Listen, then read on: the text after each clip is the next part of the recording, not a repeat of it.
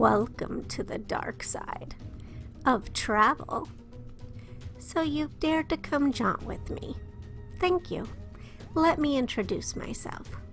I'm Courtney Maroc, Ambassador of Dark and Paranormal Tourism for Haunt Jaunts, a destination for restless spirits who dig hauntings, true crime, horror, Halloween, and weird days. I'll be your host and guide for this listening adventure.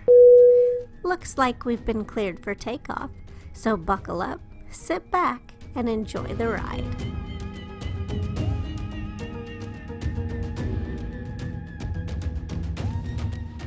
Hey everybody, today I am joined with a guest, Keith Linder. Did I say that part right? Yes. I got so concentrated.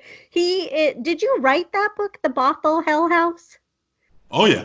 Yeah. Okay, that's what I thought, but I just wanted to double check. So I'm like, you know what? I'm pretty sure, but then I was like so afraid that I was gonna say brothel, but that I didn't want to do that. So Bothell Hell House, and he's here to join us today to talk a little bit about that and what's happened since he's written the book, and we'll just kind of dive right in and just kind of say, we'll give, I guess some people might not know, but I think Ghost Adventures fans definitely know what is going on here. And I think you have a pretty healthy following too, don't you?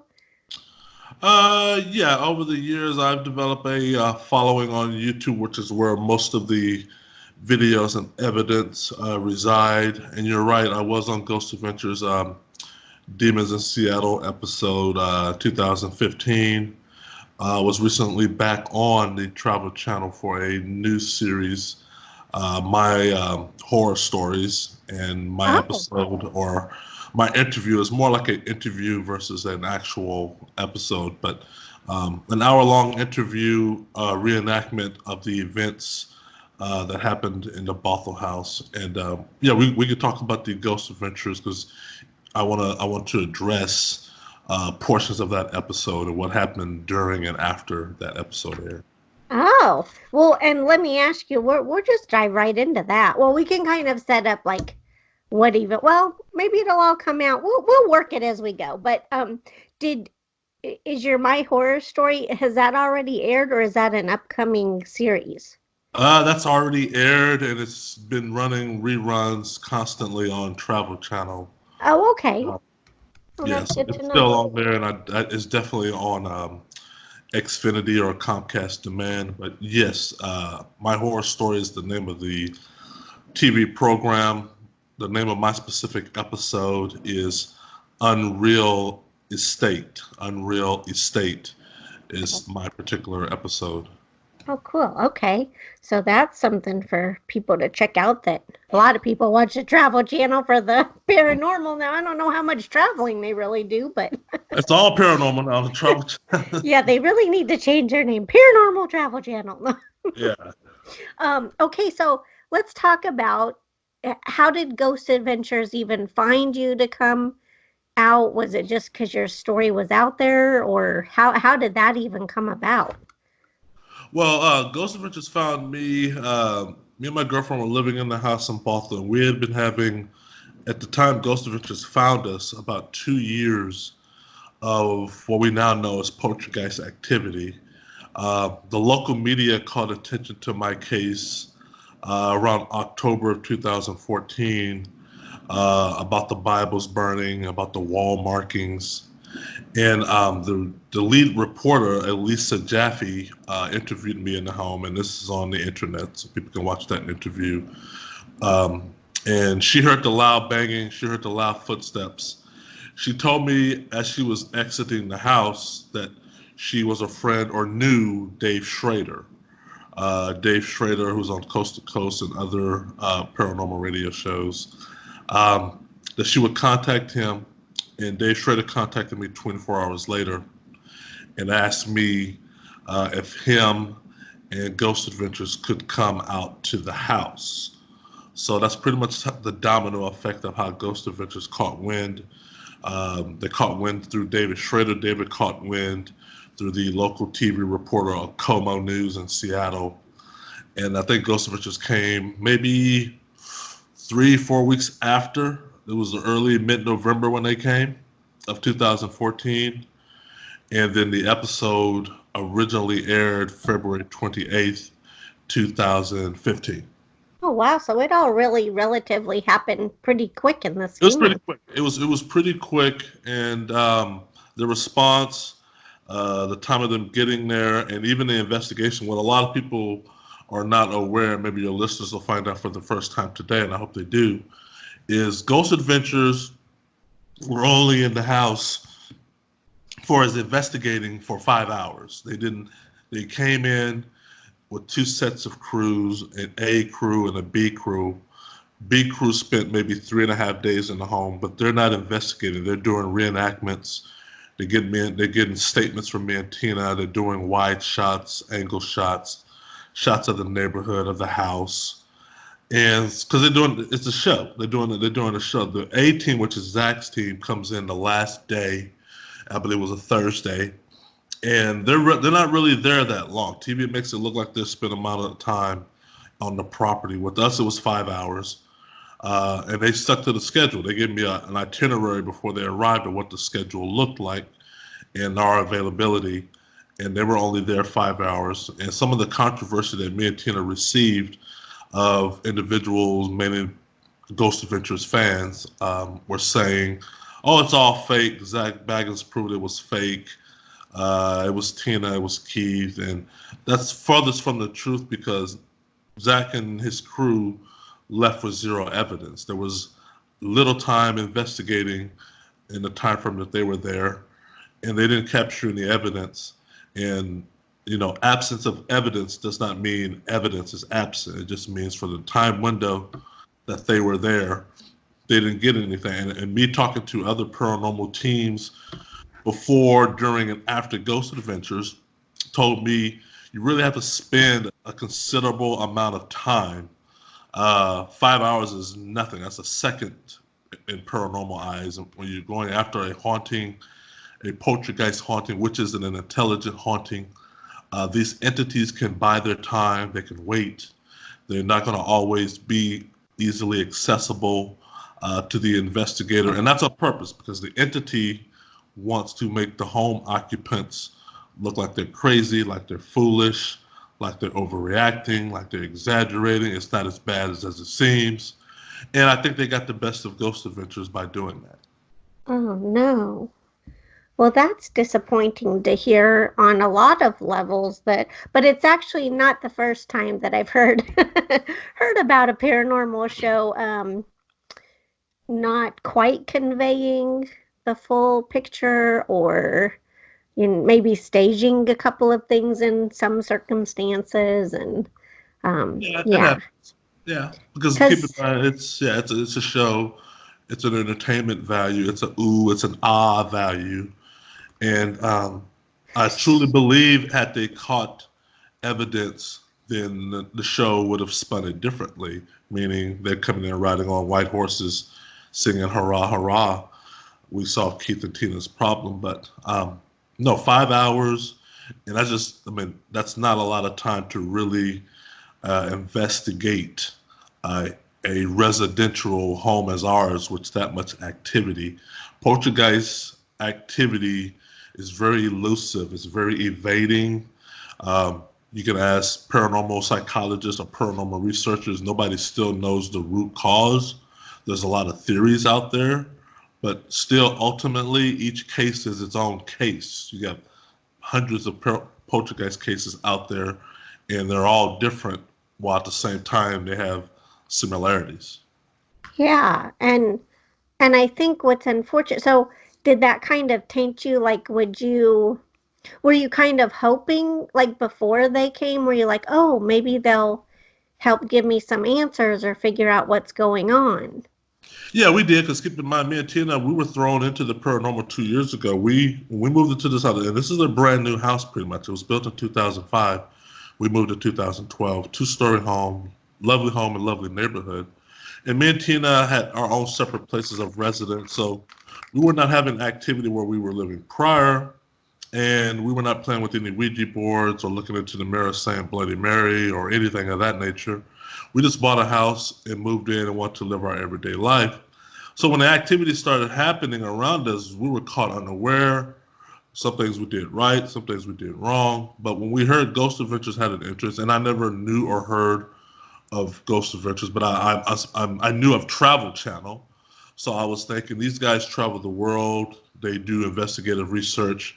They have unlimited resources they can tap into. Maybe they can get bigger wigs than themselves in, maybe get more of the churches involved, because we're having real phenomena going on here. So yeah, we had our high hopes. Me and Tim did not look at it as a short-term endeavor, because when they came, they spent, like I said, Zach and them were here for 5 hours, and Ghost Adventures as a whole, the other guys, the team itself, were here 3.5 days, and then they left. But we thought it would be more investigative coming after that. We thought there would be more intermittent visits, maybe even move into the house, maybe live there. And we thought, because the communication totally stopped, it came to an abrupt halt the day that they left. We did not hear from them again until when the episode aired. So when the episode aired February of 2015, when the world saw it, that's the first time me and Tina saw it. That's the first time me and Tina got feedback of what they found or didn't find in the house. So you can sort of imagine 2.5 months have now passed, and we're totally caught unaware. And we're like, oh, wow, okay. But no more reaching out, no more, hey, how are things doing? No more, hey, we're going to send so-and-so who has this background to come live with you guys, and he's going to keep in contact and touch with us. Because believe it or not, other researchers did come to the home 1.5 years after Zach and them, and I'm talking about parapsychologist Steve Mera and his chief researcher Don Phillips from the UK. These guys came almost halfway around the world, but they, having done this for 30 odd years or more, knew before they arrived at my house that you have to live there. And they lived in my house for 2.5 weeks. And Nikki Novell and her team, Nikki Novell is a paranormal researcher on the East Coast, her and her team lived in the house for 3.5 weeks and house monitored it for 8 months. So the treasure trove of evidence Nikki and Steve Mera got was a result of them knowing you sort of have to live in ground zero, not visit ground zero. You have to live at ground zero versus visit. And that's what Ghost Adventures did, was they visited, they didn't live in it. So it was a big difference. Oh no, so you had no idea before the show aired, like Zach never said, hey, Keith, thanks so much. This is, Oh you no. know, Oh no, no, oh, no, not even, hey, thanks for making me a cup of coffee, or hey, show me your living room. Because keep in mind, me and Tina, we're house occupants, right? But we're also host and hostess. And you come into our home, we're hosting you. We want you to feel welcome. Sit your crates down, your equipment down, and do whatever y'all got to do. I mean, we're giving you our house. We're over here sitting in a corner, basically, because we don't know how to investigate. And if you ask us a question, we're going to give you an honest answer. But our house is your house for the duration that you're here. Comb through it thoroughly. Please go through this house with a fine-tooth comb. And if you get stuck, or if you have a question, ask us. And we did. We were very hospitable. But then come time when they left, it just went cold. It was like one of the weirdest relationships of, okay, we're here, we're gone, bye-bye. Even when you go to have a health procedure, a surgery procedure, even when they release you, a nurse or a care nurse, or maybe sometimes even the physician will call you and say, hey, how you doing? Hey, you good? You had surgery 2 weeks ago. We're just calling on to check up on you, but we're going to do follow-ups. So you're going to come in 2 weeks, and we're going to take those stitches off you. And there's always some sort of follow-up. And with us, there was no follow-up. There was no reach out. There was no thank you to say, hey, you guys are swell. We ordered pizza, and they ate it. But it was nothing like that. It was weird. It was a weird exchange that totally caught me and Tina unaware. Wow, that's disappointing to hear too. I would have hoped that they they would have been more amiable or just more involved, I guess. I think that's catching me. I kind of knew about that they maybe weren't there for the whole lockdown like they make it out to look like a lot of times, Yeah. but I kind of felt like, well, they must keep in touch with the people and apparently not. So that's a little At disappointing. least not with us. I can't vouch for any other uh, residential place that they visited, but I know for us, and I put this in my first book, the emails exchange that we had prior to them coming. I put all those email exchanges in my first book. I wish I could have put the email exchanges we had after they left, but I don't have any. Oh, okay. And then, so wait, so first book, so then how many books now are you up to? There's just two books. Oh, two books? The Bothell Hell House um, is basically tells the story from the first day me and Tina moved in, which was May 1st, 2012. First chapter, I believe, starts with the kid cough, the infamous, um, distinctive kid cough we heard the day we went to sign the papers. In book one, the Bothell House ends with me. It's 4 years of told in chronological order of me and Tina living in the house, and it ends toward the end of the book with me making a decision to leave. It's now 2016. Steve Mara, Don Phillips have come in the home. They found an enormous amount of evidence. They've released their findings to the paranormal community. And me and Tina sort of got our credibility back. We sort of got our claim back. And now I felt it was time to leave the house, especially on that high wave of, okay, there is something going on there. And plus, 4 years is just enough. It was showing signs of activity resurfacing. So that ends book one. Book two, which is called Attachments, Poltergeists of Washington State, Part Two, picks up where book one left off, which was the last 3 months of me in the home. I'm sort of winding down everything. I'm fielding questions from the paranormal community about the findings of Nikki and Steve.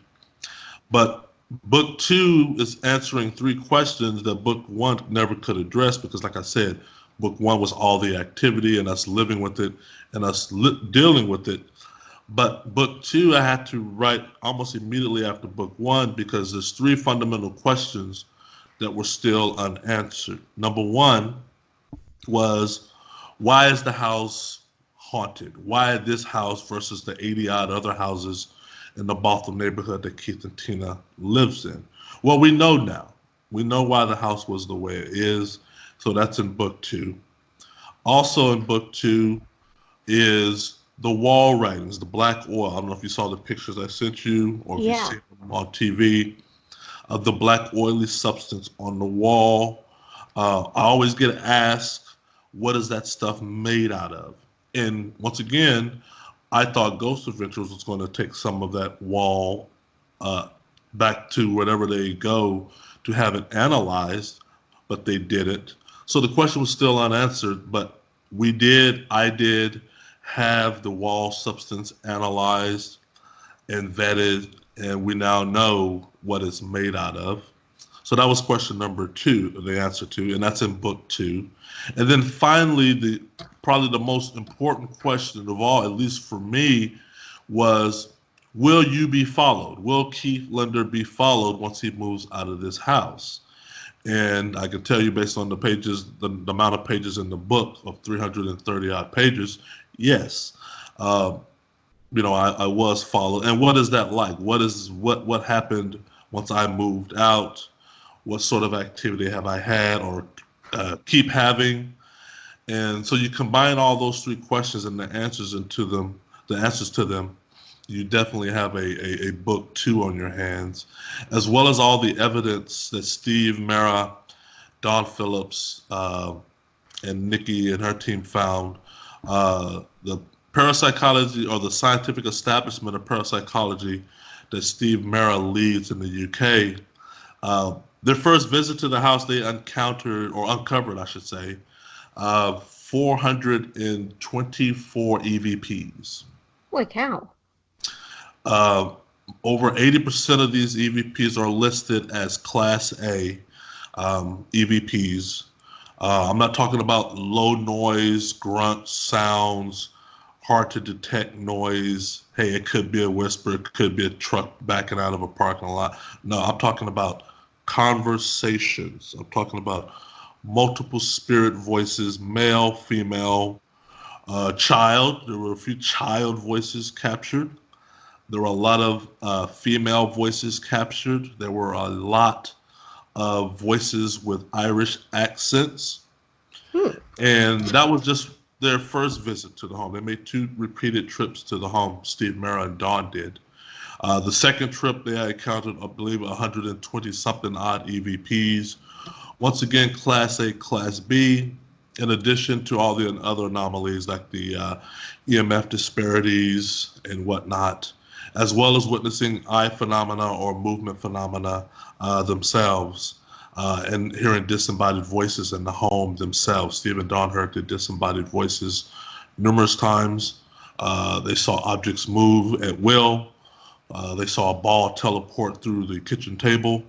So these are just some of the few things that are in book 1 and book 2 that your listeners, if they're listening today, can go and comb and read and click on the actual video link and hear the voices themselves. And they can get the books on Amazon, right? Yeah, book 1 and book 2, the Bothell Hell House, on Amazon, as well as in Poltergeist or Attachments, Poltergeist of Washington State, is on Amazon. Google Keith Linder, it's going to take you right to them. But yeah, in each book, I wanted the book to be interactive. I wanted to not just have a person sit down and just read page per page per page per page per page. I mean, there's a lot of info in there.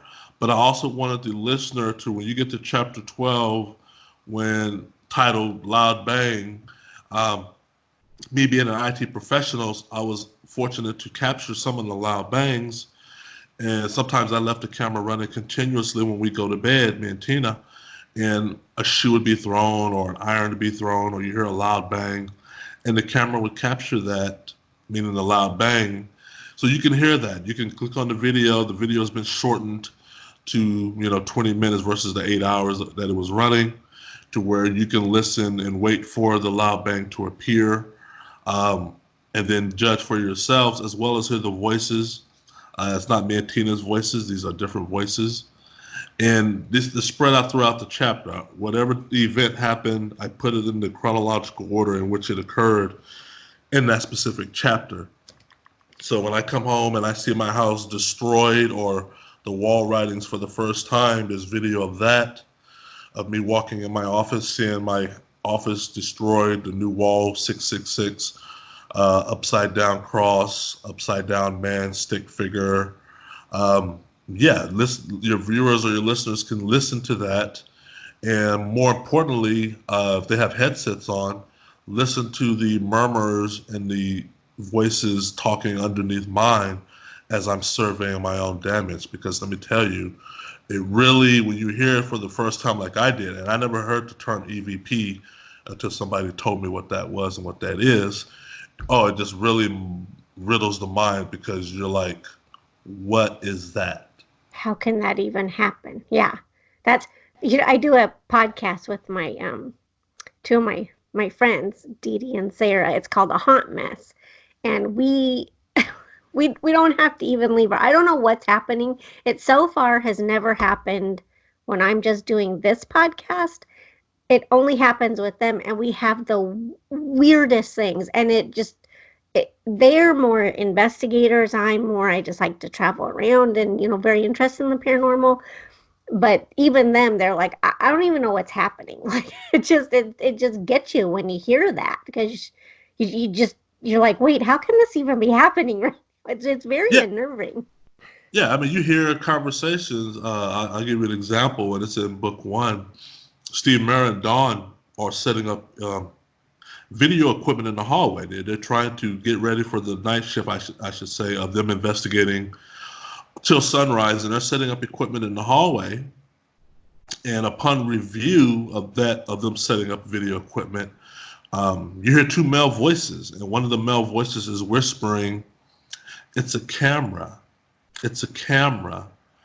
And it's talking to the other voice, and they're trying to guess what equipment Steve and Dawn are setting up. And they keep saying, "It's a camera, it's a camera," and over. And then finally the other voice says the word night cam. And the word night cam is not in Steve or Dawn's vocabulary. Steve and Dawn are from the UK, and they have a strong British accent, as you will hear when you listen to that video on my YouTube channel. The voices that are saying "it's a camera" do not have British accent, and there's two male voices, and they're very clear and very distinct. Nobody I know uses the terminology night cam, but it makes sense that the spirits would say the word night cam, because the last 3 years, that's all I've been sort of bringing into my home is the infrared cameras to try to capture phenomena on my own. So they're used to visitors, myself included, standing up cameras on tripods in the home and then going to bed. And now you have Steve and Dawn doing something similar, but they have way better equipment than I do. They have way newer equipment than I do. Puts mine to shame. And the spirits are very curious about that. They're so curious that they're really underneath Steve and Dawn saying "it's a camera, it's a camera," and trying to figure out what exactly the equipment Steve or Dawn are setting up. When I heard that, it really put a new perspective, with me it did, on, life after death, if you will. Oh, that's so. And before I forget to ask this, how do people, in case they don't already know, what's your YouTube? How do they find you on there? I won't give them the long URL because it's extremely long, but they can just type in Keith L, go to YouTube, and in the search bar, Keith space L, and it'll bring you immediately to my channel.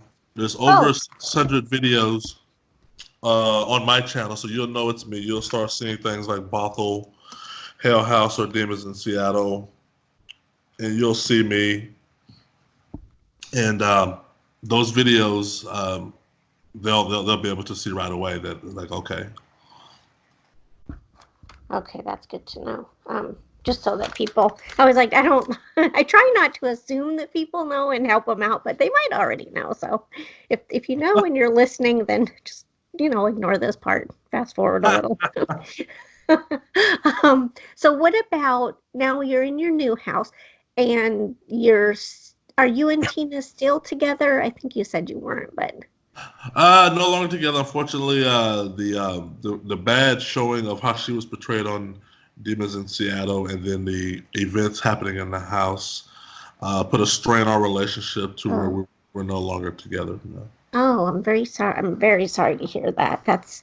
I think that's something that people can't appreciate, because most of us we just use social media. Some of us are trolls, some of us aren't, some of us are just on there honestly looking for answers or trying to make friends or whatever. But wow, when you suddenly are cast in the national spotlight and maybe not in such a favorable portrayal, I can't even imagine. I mean, that's like a nightmare. That's a nightmare right there.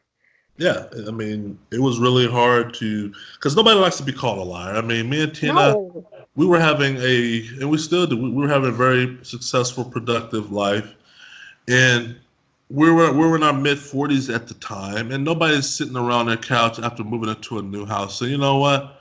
Let's fake a poltergeist haunting. Let's burn some Bibles. Let's write on some walls. And keep in mind, we were renting this establishment. Our homeowner knows everything that's going on because we're keeping him in the loop.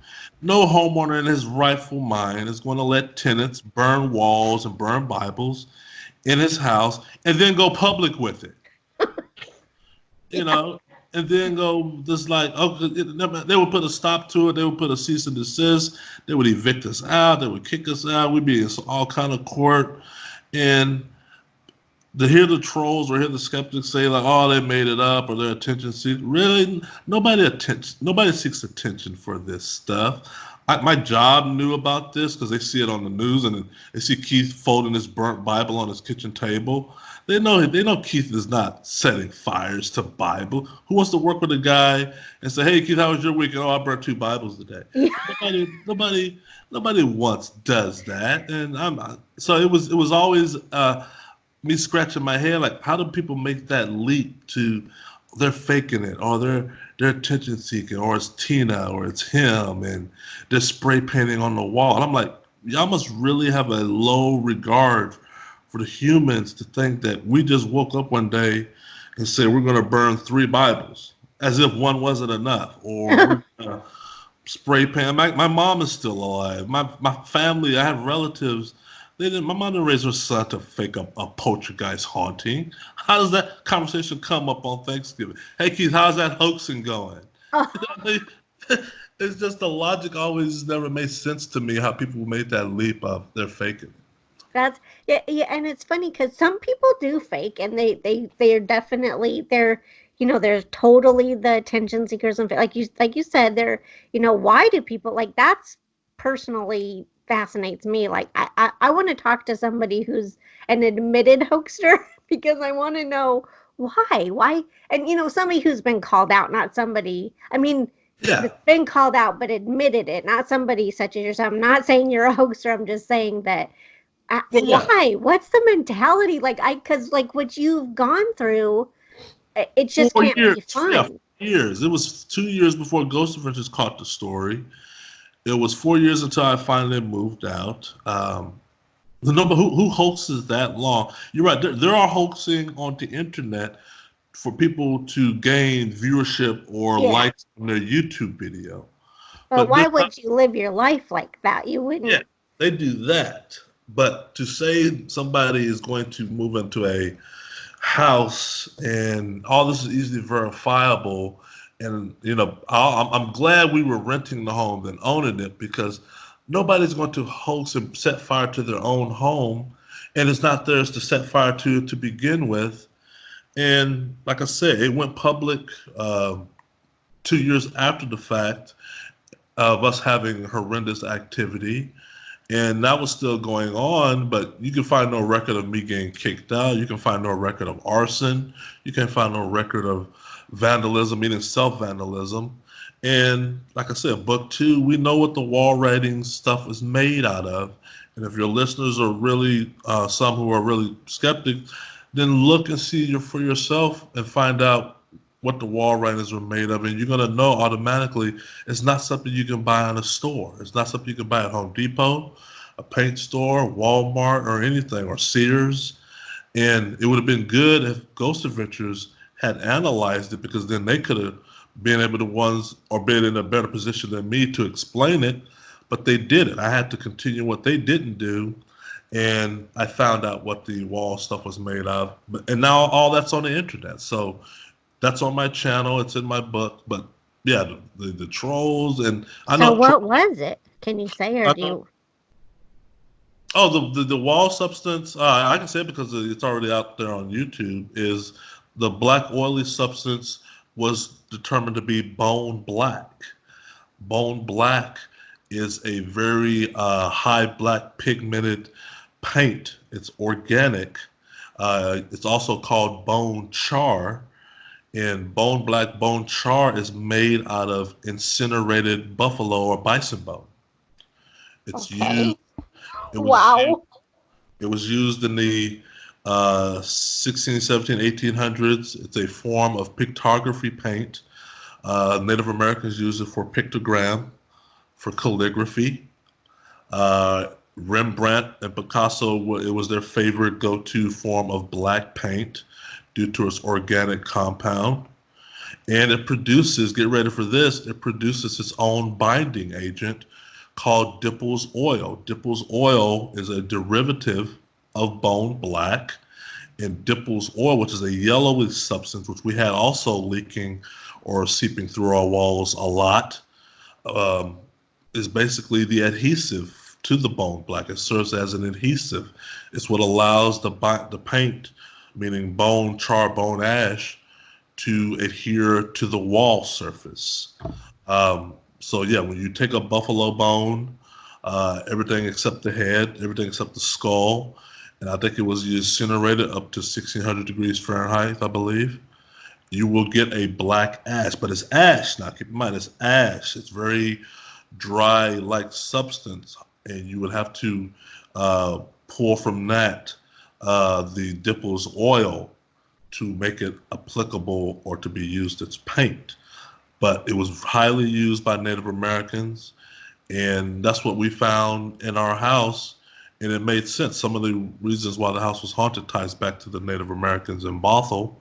Plus, you have the upside down stick figure, which is definitely a pictogram, which is definitely a Native American symbol, and it means a man has died. It means a man has died or a man is about to die. And anytime the Native Americans drew that symbol, it means a man was either murdered or died from like a smallpox or something like that, or a disease of unnatural causes. So all that is what I found, not what the researchers found, is what I found. But I sure had wished they would have found it first, because they could have took it further than I did. Because once again, it proves to people, you just can't look at something on the wall and say, that's spray paint. Oh, it looked like it was spray painted. Steve, Mara, and Don looked at the wall markings closely and could tell some of these wall markings, no, you can't spray paint that. And definitely, you and I, you can't go buy bone black off a shelf anywhere in town. I dare anybody listening now to call their Home Depot and ask for a gallon or a canister or a spray can of bone black, and the person on the phone is probably going to hang up on you. They're probably going to say, what? What are you They talking did. about? Exactly. Isn't bone white? Exactly. That's what they're gonna do. Because I tried it already. I tried. I never heard of bone black before. Only a few art galleries that I called throughout the country had even heard of it. But it's out there, and it's easy to Google it, and people can Google it and see. Yeah, okay, but yeah, incinerated buffalo bone. Now, where did the Poltergeists get the buffalo bones? I don't know, but it is interesting. That And is. And that's a it is good, interesting. you have to wonder, so is this poltergeist, were they a former, artist within, were they Native American? Were they part of some kind of a tribe? Like, was that Yeah, their position within the tribe, was to communicate, and yeah. why are they reaching out? I mean, it's interesting. So, but you said, I think in your email, we've been kind of corresponding a little, that since you moved into your new place, I have a couple questions. So, your old place, do you know if the landlords has any activity there, or it just totally moved with you? Or did it move with you? I guess I'm kind of spoiling my question a little. Well, I mean, the reason why I named book two attachments is because number one, yeah, I'm still having activity. Um, it's very intermittent. It's very low scale. It's nothing of the caliber of the Bothell home. What I want your listeners to also know is a family who lived in the house 5 years before we did had similar activity. I was able to find them, and they told us via email the house was a house from hell. It was the beginning of the end in that place for them. Cabinet doors swung open all the time. TVs went off and on. Kids reported hearing footsteps. The nanny, they had a live-in nanny who reported footsteps. The son, one of the children, always reported seeing shadowy figures. The mother or the wife who I talked to the most was suicidal. She tried to commit suicide 4 times in the home. Oh, geez. She felt the home was a bad place. They never, it seemed like things went south the day they moved in. Um, and then they moved. They were in the home for maybe 8 to 11 months, and then they moved. It was enough. But they didn't come from the viewpoint of the house being haunted. They just felt like the house was evil. The house, Oh, the house was evil. It was just like a bad luck, like a bad cloud had formed over the house and them. They got the husband and wife got divorced in the home, sort of like me and Tina when we broke up in the home. oh. So when I moved out, I had already been having activity other than at home. I've had activity at work. I've had activity in hotel rooms where I travel. I travel 3 times, well, maybe once every other month on business. So I've had sheets yanked off me while sleeping. I've had the tapping on the headboard, the knocking of the headboard, the yanking of the pillow from underneath me. The forever constant that I still have today are the phantom heartbeats I hear underneath my pillow, underneath the mattress, as well as the poking and prodding constantly while sleeping. That still remains. So that followed me to my new place of residence. An occasional teleportation, passport of an item, a port of an item, an occasional electronic issue, and an occasional shadowy figure appearance.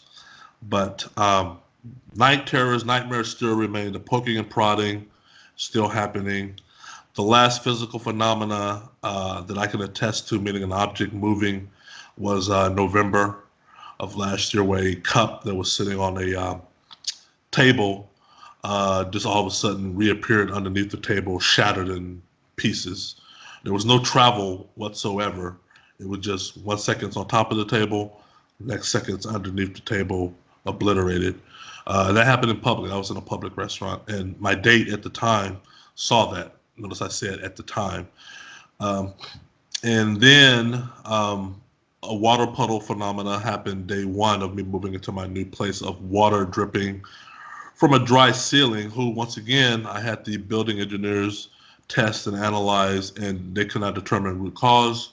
They wrote it down as, we don't know what caused that because it stopped 30 minutes later. But they were a witness to it. They were a witness to the water puddle phenomena. And that's a poltergeist characteristic. There are documented cases of inexplicable water appearances, be it from the ceiling to the surface or just surface, but nobody know where the water originated. So that was on day one. And basically, yeah, that's it. Wow, that's great. So there's like, this is very unfortunate because if you want to get help or somehow, unattach from whatever this poltergeist, there's really there's there's not a lot of places to turn. It's not like we were saying, or you were saying earlier, with you go to the doctor and they follow up with you. I mean, that's just, people are like, well, okay, sorry, that's your thing. I Yeah, mean, there's no, I mean, to each investigator's credit who did find evidence, a lot have tried to steer me in a direction of who can help me. We haven't given up. Keep in mind, it's just, what do you do? I mean, it blows everybody's mind who researched my house, and by research I mean who lived there, who've captured phenomena, who witnessed phenomena, and they come, and I mean, Steve Murray's been doing this for 30 odd years, and the parapsychology community review the evidence, and they're like, we've never seen anything like this. What we thought we knew about poltergeist, if what Keith's house is saying to us, is we might have to reevaluate poltergeist phenomena, because keep in mind, the common thread right about now, or the common belief, is poltergeist phenomena originates because you have an adolescent teenager, a stressful child, somebody going through puberty, or a stressful female in the home, which I never bought into that. That just doesn't make sense to me, because you have 7 billion people in the world, and half of the 7 billion are women. And there's just so much there. There would just be more cases being reported. But there is a portion of the paranormal community that says poltergeist phenomena, being an intelligent haunting, could be discarnate or incarnate spirits. There is a demonic element to it. Poltergeists are known to set fires. They're known to have their victims, or the people they're haunting, cough up needles. oh, There's geez. a whole bunch of things that you really got to dig and open up the vanilla folder online about poltergeists in different cases to realize, now, there's something more there than just this telekinesis thing, because telekinesis only plays a small portion of the activity. We had fires. We had objects move and levitate, go through walls, go through tables, shadowy figures, footsteps, apparition sightings, gray lady apparition, white lady apparition, TVs turning on, they're not even plugged in. With so many violations of the laws of physics that you're witnessing suggests this is way beyond telekinesis. If you're going to tell me it's telekinesis, you're going to have to tell me how is the TV able to power itself? It's been unplugged. There's no power source coming to it. I've talked to countless TV electrical engineers. There's nothing to make that happen. So those things are still to be determined. But for me, has it gotten better? As soon as I start thinking it's gotten better, it seems they make it known that they're still here. Like I said, when I'm starting to think that, oh, maybe they've left, maybe it's wearing down. But I've now lived outside the house, we're 2020. I moved out 2016. Oh, wow. It's 4 years, and I'm still having physical phenomena. Once again, on a lower scale, but I still have it. It's about 3 months to 6 months where I'm talking about physical phenomena. The nightmares and night terrors and the poking and the prodding and the sheet tugging and the heartbeats, that's every night. That's been every night for the last 4 years. And that shows no sign of letting up.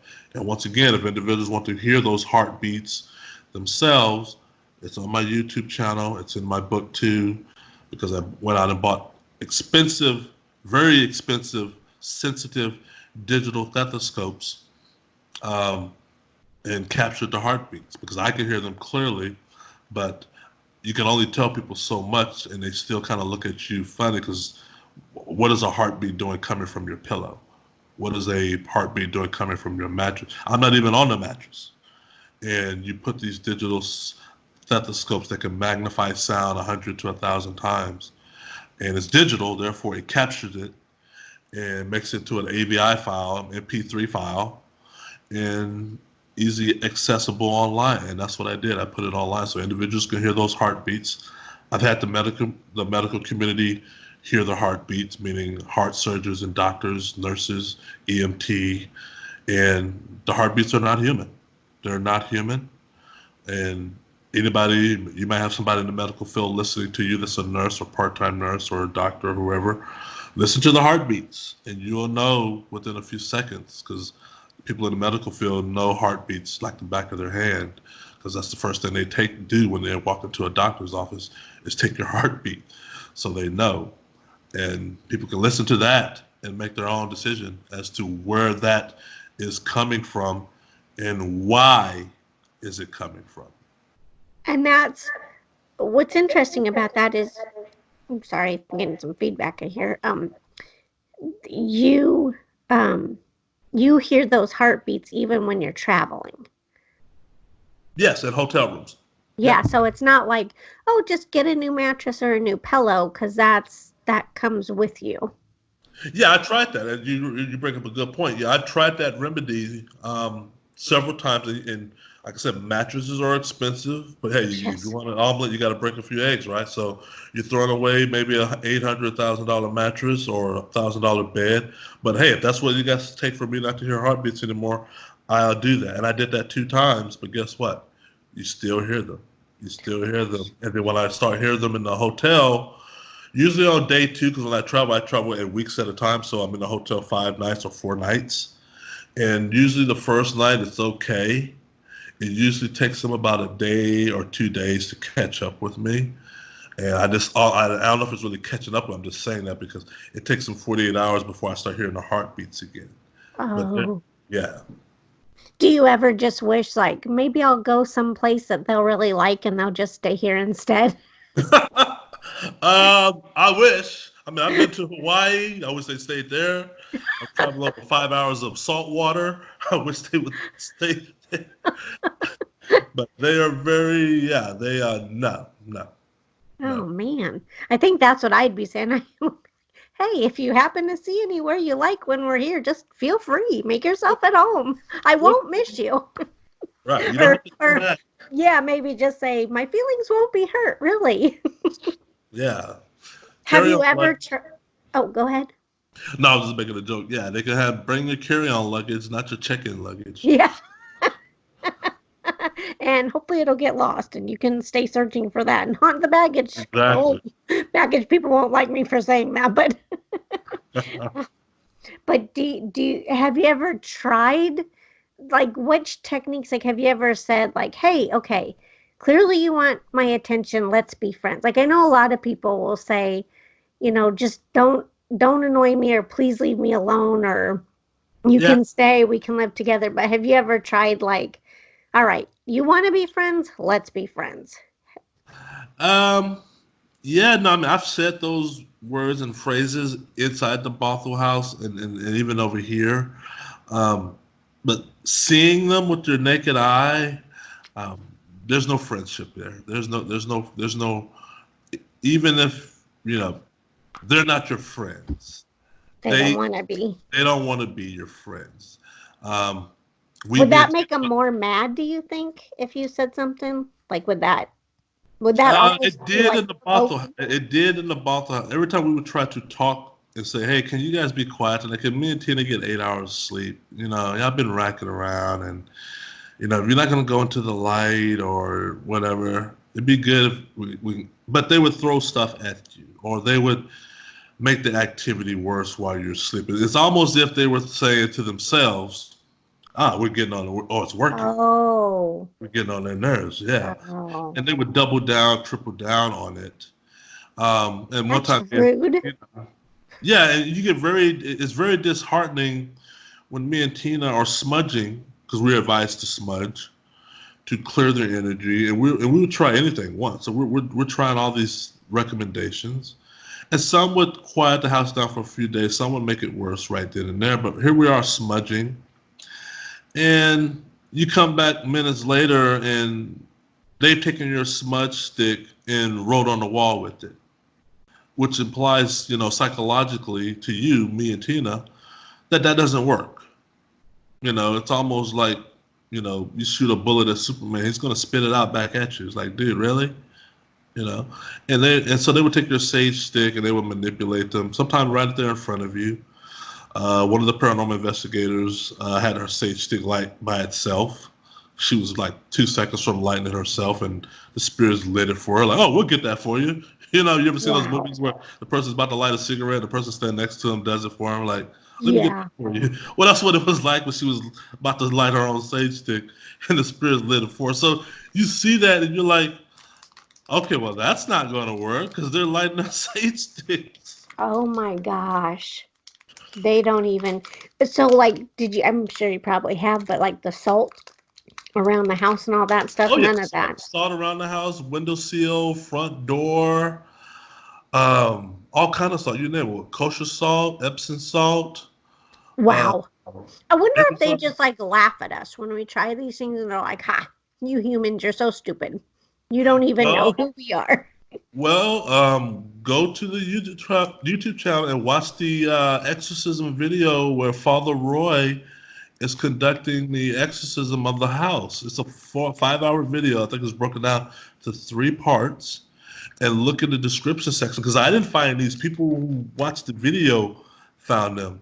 There are EVPs throughout the session of the exorcism where the spirits, for lack of a better word, are just ridiculing the entire proceedings. Oh, wow. They're really having a good time because I think he gave me a laundry list of what to have at the home when he arrived. He wanted pita bread, uh, distilled water, a gallon of it, olive oil, red wine, and salt. He wanted these items easily accessible when he arrived because they're part of the proceedings.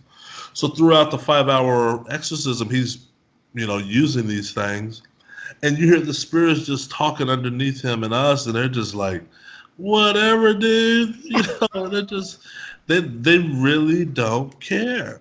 That's interesting because I feel personally, if I was ever a spirit and not a nice one, that like people, they're always like, let's bring the religion in and let's bring them, like, but I don't really adhere to that right now. So I don't know how that would, like, I would laugh at you. And so that's interesting that that is exactly what's happening. Yeah, and that's known in poltergeist cases where the religion aspect of it, the Bible, and keep in mind they've already burnt three of mine. Two are still missing. Oh They've gosh. burnt several crosses. They've written upside down crosses on the wall. We later learned through the history of Bothell, when Bothell was founded in the mid 1800s, um, through the arrival of a lot of Irish settlers. There you go, the word Irish. A lot of the settlers were Irish, and they brought their religion with them, and they just really persecuted the Native Americans with their religion, and didn't Oh. treat them for smallpox. And so now you have a Native American spirit who's probably roaming around Bothell, has made his way into our house. B, I'm coming out the woodwork with all this Christian paraphernalia saying, "Get out of my house." And yeah, they're going to be highly upset. They're going to be highly, um, burning Bibles or burning sage sticks and saying this and this and that, and not going to work on them for that very reason. But 500 Native Americans in Bothell alone were died from smallpox and put in mass graves. Oh no. And the Christian community at that time was like, "We're glad we're done with them. We're glad that they, those that don't convert deserve," and I'm paraphrasing, of course, but those that don't convert to Christianity deserve to die from smallpox. So, And that's a very I've always known about the smallpox thing, but I didn't, and I knew that Native Americans in our country have had a very tumultuous and unfair um, showing. But I guess the thing I didn't have an appreciation for, I recently visited Alcatraz for the second time, and this time was a little bit different. And I got a tour from a guard. They're having a red, I forget what they call it's a special exhibit going on right now. Red Indian Power on Alcatraz or something like that. And it's about when they, took it back over in 1969 for a little bit. But she had said, way before that, when people were still settling California, that the government back in like the 18, I think it had to have been the 1840s. I think it was right around the gold rush time. He put a price on, he would pay people $50 for for skeptics, any head or hand or yeah. body of an Indian. So they were dying at a rapid rate because people were killing them, and they just didn't even look at them as human. So that, I mean, that's really a hard, I mean, put the poor spirit if they're that upset. I mean, that's a lot of anger, but why direct it at you? I don't think you did anything to them. Oh yeah, exactly. I mean the other part to why the house was haunted. I'll save that for readers for reading in the book. But it was a two-prong approach. There was a how can I say it? There wasn't a death in the house. We confirmed that, but something equally worse did take place in the house Oh. prior to us moving in that involved the previous tenants.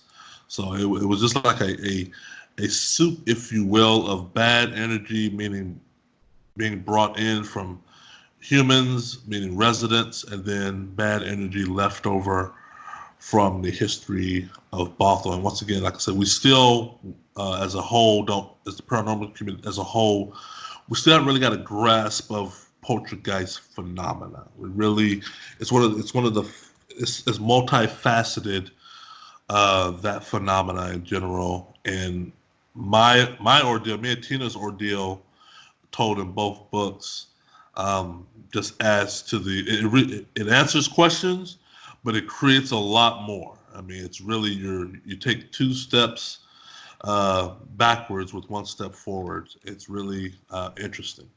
That is. And I just have one last question for you.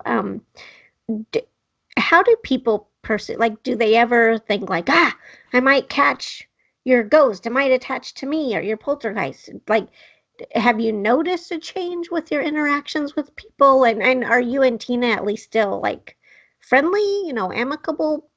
Talk? That's a good question. I've learned through this experience now going on, I don't know, 6 8 years. Basically, um, I've lost a lot of friends when we were living in the Bothell home. Number one, they never come into the house. Two of my friends who thought lighthearted of the incident, I mean, they came to the house, they made fun of the spirits. Didn't take it seriously, and we were all naive at the beginning. Began having activity at their home, Oh. and they saw their marriage suffer and break up, or a kid got ill, Oh and no. they've not maintained a friendship since. I've not heard from them. I've reached out.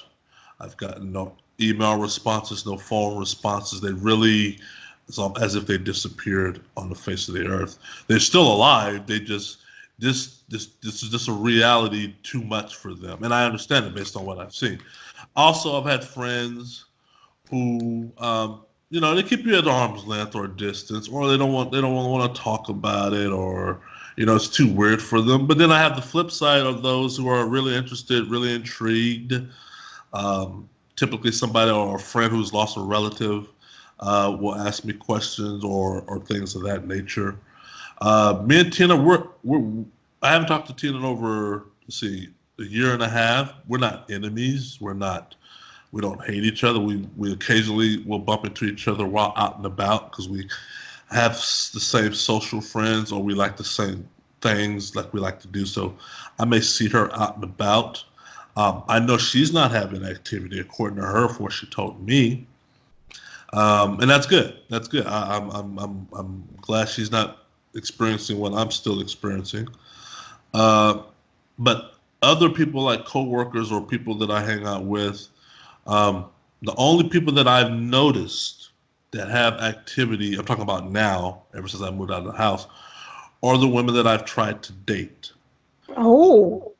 Women that I've tried to date or get close to, who find out, because it's kind of hard for me to mention to them, hey, I used to live in a haunted house. It's kind of, how do you say that in a conversation? But most women, when I meet them, they Google your name after the first successful date. They're like, oh, you're a swell guy, you're a cool guy, but they go home and jump on the internet and Google you. And they come back to me the next day and they like, did you used to live in a haunted house? And I know what they did. They Googled my name. I'm honest. Then I'm honest with it because they've introduced it to the discussion. And then I tell them, and the second question they ask me is, it still bothering you or haunting you? And I'm not going to lie. I say, hey, this is what's still happening. This is what's still going on. And some, they don't give it a second thought. They say, well, oh, well, and they still want to get to know you. They still want to go on a date with you, have fun and whatnot. But usually after maybe 2 months, I get a text message saying, Keith, I woke up and all my kitchen cabinet doors are open. Or, Keith, my dog or cat pees the floor, or they look at the corner of the house now. They never used to do that.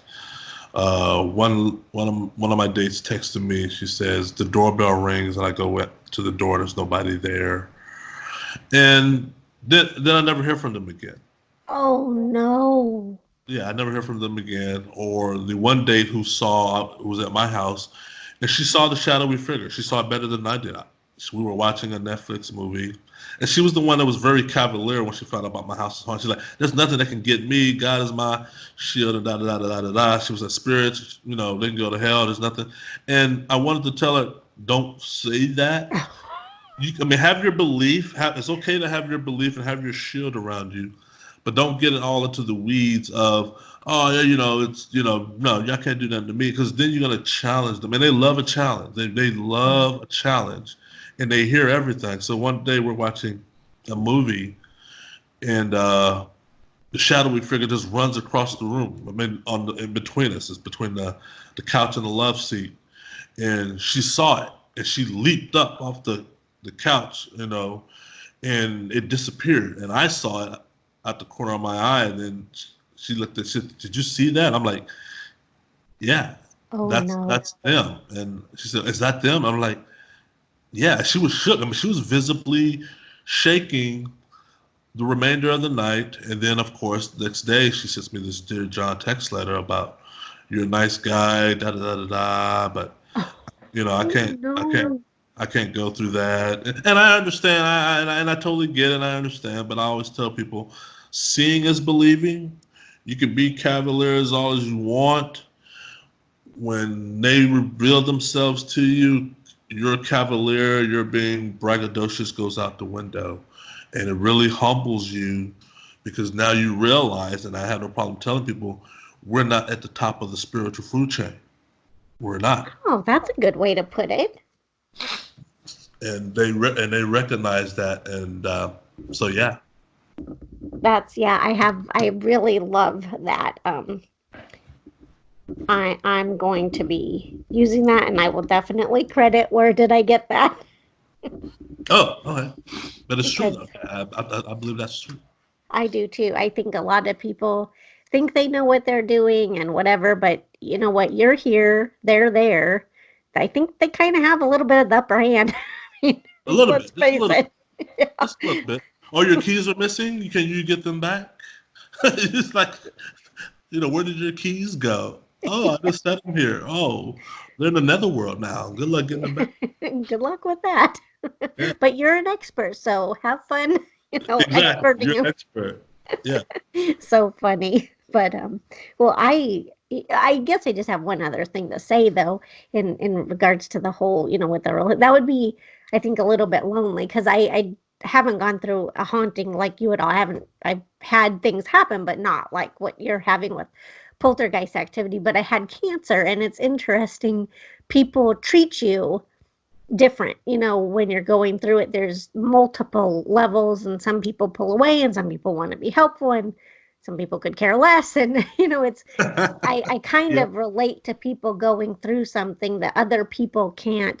It's not common. I mean, cancer is getting unfortunately more common, but until you really lived it, walked in those shoes, it's hard. So I always try. I think that's what cancer's made me more humble and more appreciative of people that have unusual experiences, because I don't know. I'm not walking that. I don't know. But I would Yeah. think it would be so lonely in some respects. But it's good because you're right. The paranormal community, you can have some really good people embrace you, and not that they can, help or cure it, so to speak, but at least you have somebody to talk to, because I think that would be the hardest part, to not have, a significant other or something to work Yeah. it out with. So, Yeah. There is I mean, I feel blessed. Number one, I'm still alive.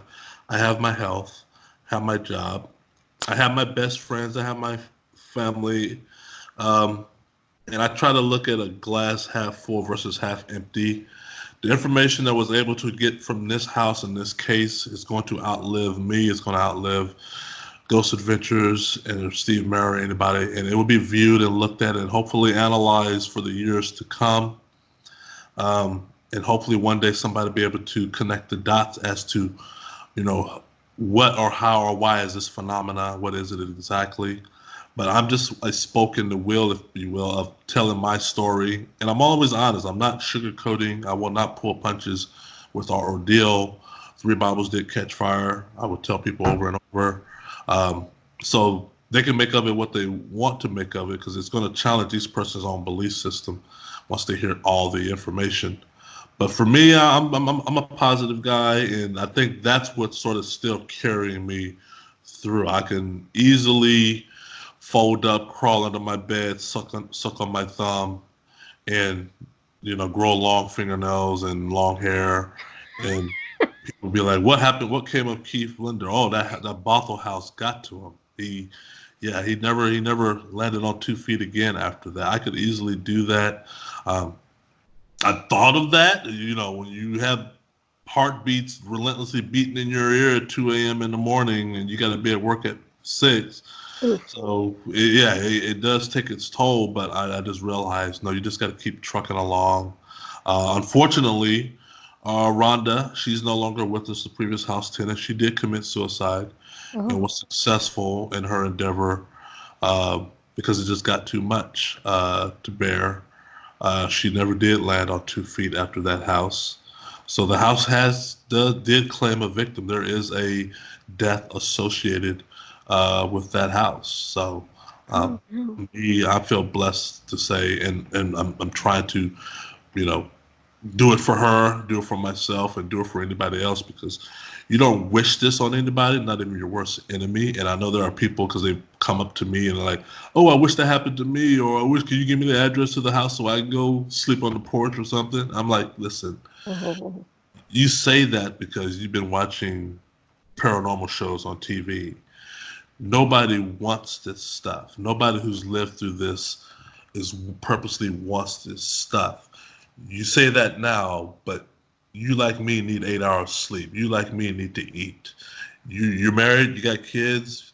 Do you want to still be married? Do you want your marriage to dissolve, your kids to have a mysterious illness that your doctors can't explain?